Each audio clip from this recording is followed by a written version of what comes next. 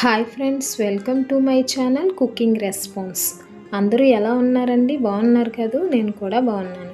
So friends, అందరికీ ముందుగా అడ్వాన్స్గా హ్యాపీ దివాళీ శుభాకాంక్షలు అండి.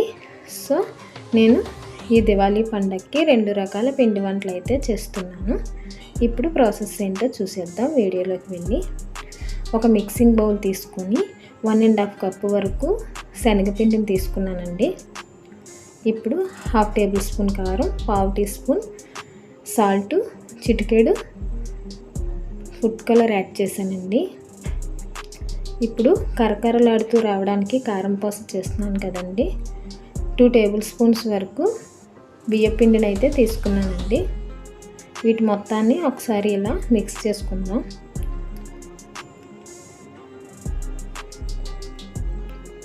సో ఫ్రెండ్స్, ఇప్పుడు కొంచెం కొంచెం వాటర్ పోసుకుంటూ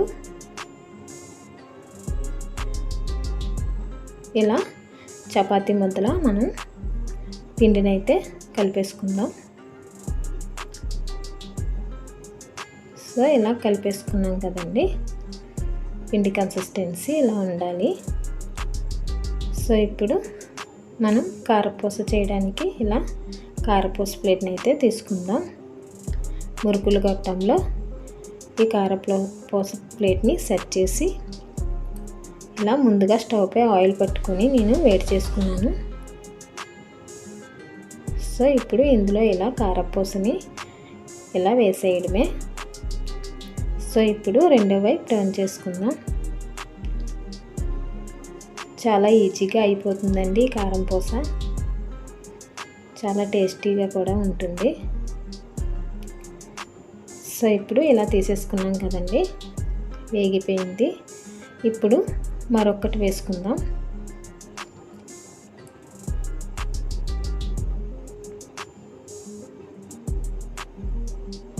సో ఇది కూడా కొంచెం వేగాక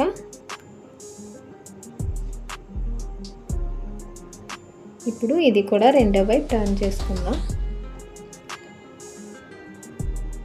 హై ఫ్లేమ్లో పెట్టకూడదండి స్టవ్ని, కారపూస అనేది మాడిపోతుంది. ఇది కూడా వేగిపోయింది కదండి. ఇప్పుడు తీసేసుకుందాం. ఇలాగే మనం కారపూస మొత్తాన్ని ఇలా చేసుకొని ఇలా ఒక ప్లేట్లోకి అయితే తీసేసుకుందాం. నేను పేపర్ ప్లేట్లో నుంచి ఈ ప్లేట్లోకి టర్న్ చేసుకున్నానండి. చూడండి ఎంత బాగా వచ్చిందో కారపూస.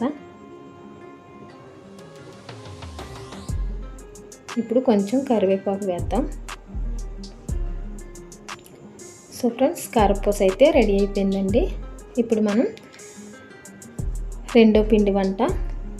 ఇక్కడ నేను మైదా పిండితో సంపెంగ పువ్వులు చేస్తున్నానండి.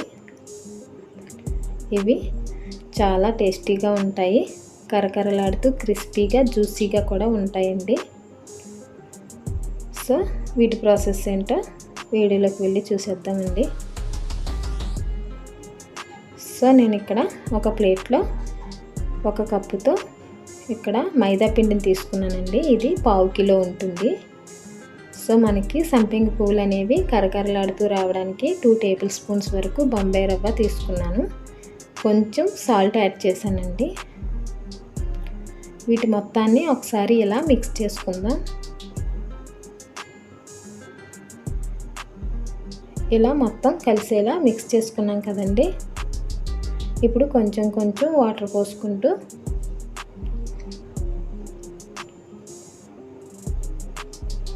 ఇలా పిండి మొత్తాన్ని తడిపేసుకొని కొంచెం కొంచెం వాటర్ పోసుకొని కలుపుకోవాలండి. ఇది కూడా చపాతీ ముద్దలా కలిపేసుకోవాలి. మనం పిండిని ఎంత సాఫ్ట్గా కలుపుకుంటే మనకి సంపెంగ పువ్వులు అనేవి అంత కరకరలాడుతూ క్రిస్పీగా వస్తాయి. సో పిండిని అయితే ఇలా కలుపుకోవాలి.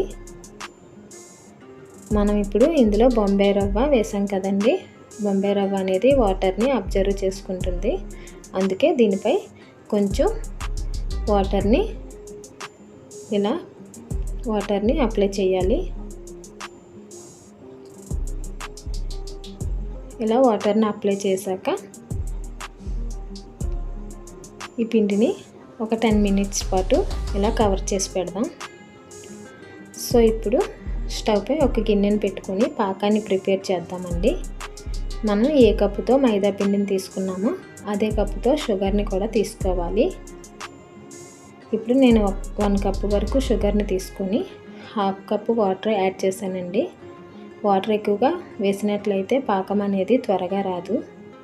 సో ఈ పాకం కరిగేలోగా, పంచదార కరిగి పాకం వచ్చేలోగా మనం ఇప్పుడు ఇలా మనం చిన్న చిన్న ముద్దలు తీసుకొని సంపెంగ పువ్వులను అయితే రెడీ చేసేసుకుందాం. నేను కవర్ చేసిన పిండిని ఇలా చిన్న చిన్న బాల్స్ చేసే వీడియో క్లిప్ అయితే అక్కడ ఆగిపోయిందండి మీకు, అందుకే సరిగ్గా చూపించలేకపోయాను. ఇప్పుడు మనం చిన్న చిన్న బాల్స్లా చేసుకున్నవి ఇలా పూరీలా పాముకుంటున్నాం కదండి. ఇప్పుడు సంపెంగ పువ్వులు అనేవి అన్నీ ఒకే సైజులో రావడానికి నేను ఇలా బాక్స్తో కట్ చేసి తీసుకుంటున్నాను. ఇలా ఈ చివర్లు తీసేసి ఇలా బాక్స్తో తీసుకున్నానండి. ఈ పిండిని కూడా మళ్ళీ మనం సంపెంగ పువ్వు చేసుకోవచ్చు, పడైన అవసరం లేదు. సో ఇక్కడ చాక్తో అయినా కట్ చేసుకోవచ్చు, ఇలా బ్లేడ్తో అయినా కట్ చేసుకోవచ్చు. నేనైతే బ్లేడ్ని తీసుకున్నానండి, కొత్త బ్లేడే, వాడింది కాదు, వాడింది మనం వాడకూడదు. సో బ్లేడ్తో అయితే మనకి ఈజీగా అయిపోతాయి, చాలా స్పీడ్గా పని జరుగుతుందండి వీటితో. సో ఇలా కట్ చేసేసుకున్నాం కదండి. ఇప్పుడు సంపెంగ పువ్వుని ఇలా మడత పెట్టేసుకొని ఒక్కొక్క పొర ఇలా మడత పెట్టేసుకొని రావాలండి. సో చూసారు కదండి, ఇటు నుంచి కూడా ఇలా మడత పెట్టేసుకొని మొత్తం చివర్లు పూర్తిగా కవర్ చేసి గట్టిగా నొక్కాలండి. సో చూసారు కదండి, సంపెంగ పువ్వు అయితే రెడీ అయిపోయింది. మనకి చివర్లు ఏమైనా కొంచెం పొడుగ్గా ఉన్నట్లయితే ఇలా కట్ చేసేయచ్చు. సో చూసారు కదండి, ఇప్పుడు దీన్ని పక్కన పెట్టేసుకొని మరొకటి చేద్దాం.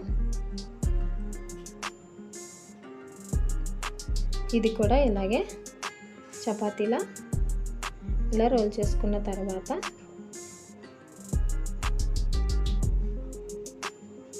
సో ఈ ప్రాసెస్ అంతా పొడి ఫ్లోర్ అద్దుతూ చేసుకోవాలండి.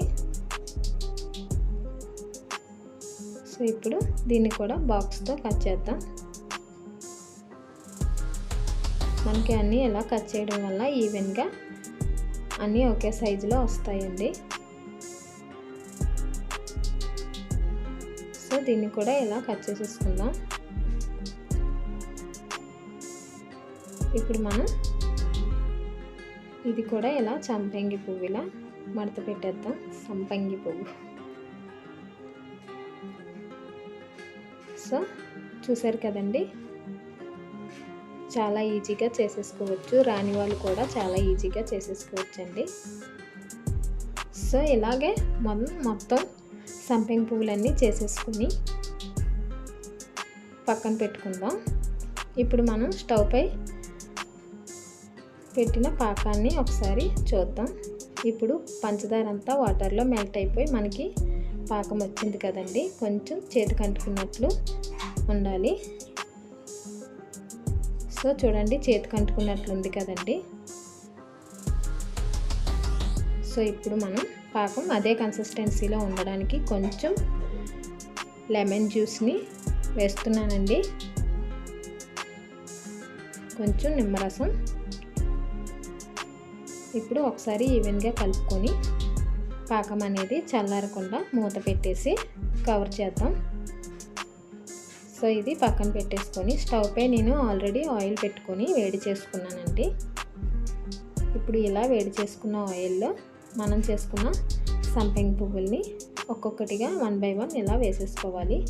ఎక్కువగా వేయకూడదండి, ఒకదానికి ఒకటి అంటుకుపోయి పొరలు అనేవి విరిగిపోతాయి. సో చూసారు కదండి, మొత్తం ఇలా వేగిపోయాయి.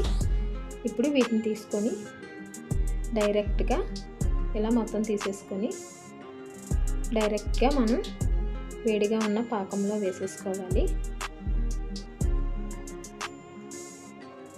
సో ఇలా మొత్తం అన్నీ కూడా ఇలా పాకంలో వేసేసుకోవాలి. వేడిగా ఉండేటప్పుడే పాకం అనేవి పూర్తిగా అబ్జర్వ్ చేసుకుంటాయి. చూసారు కదండి.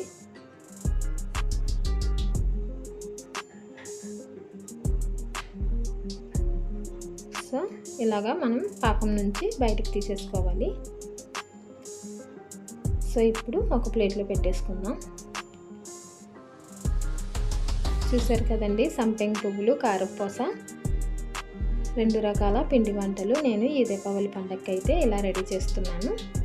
మీకు ఇందులో ఏది నచ్చినా అది చేసుకోవచ్చు. చూసారు కదండి. ఇప్పుడు నా వీడియో కనుక మీకు నచ్చినట్లయితే మీరు కూడా ట్రై చేయండి. మీకు ఎలా కుదిరిందో నాకు కామెంట్ బాక్స్లో కామెంట్ పెట్టండి.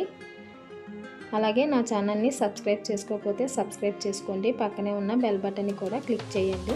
Okay friends, thank you for watching.